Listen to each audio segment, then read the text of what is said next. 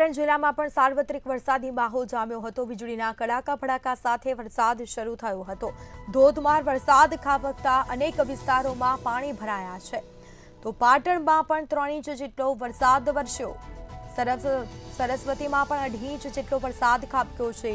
રાધનપુરમાં 2 inch વરસાદ, તો સાંતલપુર, સમી, હારીજ અને ચાણસ્મામાં પણ વરસાદી માહોલ જામતા જ અનેક વિસ્તારોમાં પાણી ભરાયા છે, જેના કારણે લોકો પરેશાન થયા છે। તો અવિરત વરસાદ પડતા ખેડૂતો પણ ચિંતામાં ગરકાવ થયા છે, કારણ કે ખેડૂતોના પાકને નુકસાન થવાની ભીતિ સેવાઈ રહી છે। સિદ્ધપુરના તમામ તાલુકાઓમાં વરસાદી માહોલ જામ્યો। તો સમી, સાંતલપુર, રાધનપુર વિસ્તારમાં હજી પણ વરસાદી માહોલ યથાવત જોવા મળી રહ્યો છે। તો વીજળીના કડાકા ભડાકા સાથે ધોધમાર વરસાદ વરસ્યો, જેમાં પાટણમાં 3 ઇંચ વરસાદ નોંધાયો, તો સરસ્વતીમાં પણ 2.5 ઇંચ જેટલો વરસાદ નોંધાયો છે। રાધનપુરમાં પણ 2 ઇંચ જેટલો વરસાદ નોંધાયો છે।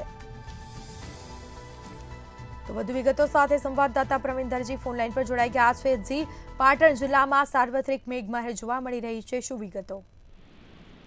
જી સ્મિતા, વાત કરીએ તો પાટણ જિલ્લાની અંદર ગત મોડી રાત્રેથી વહેલી સવાર સુધી સાર્વત્રિક એટલે કે અનાધાર વરસાદ વરસ્યો છે। જેમાં જોઈએ તો રાત્રે વીજળીના કડાકા અને હળવા પવન સાથે ધોધમાર વરસાદ વરસ્યો હતો। જોકે જિલ્લાની અંદર જો વાત કરીએ તો સમગ્ર 4 કલાકની અંદર 1 ઇંચથી લઈને 3 ઇંચ સુધીનો વરસાદ જોવા મળ્યો હતો।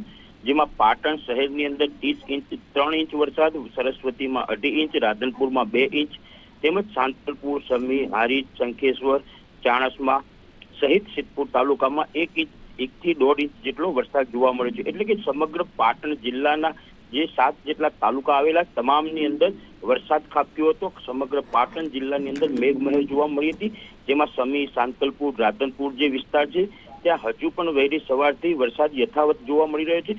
અને હાલમાં જો વાત કરીએ તો આ વરસાદના કારણે જે ખેતરોમાં પાણી ભરાયા છે અને વરસાદના ખેતીના પાકોને ભારે નુકસાન થાય તેવી ભીતિ જોવા મળી રહી છે, જેને લઈને ખેડૂતોની ચિંતામાં પણ વધારો થયો છે।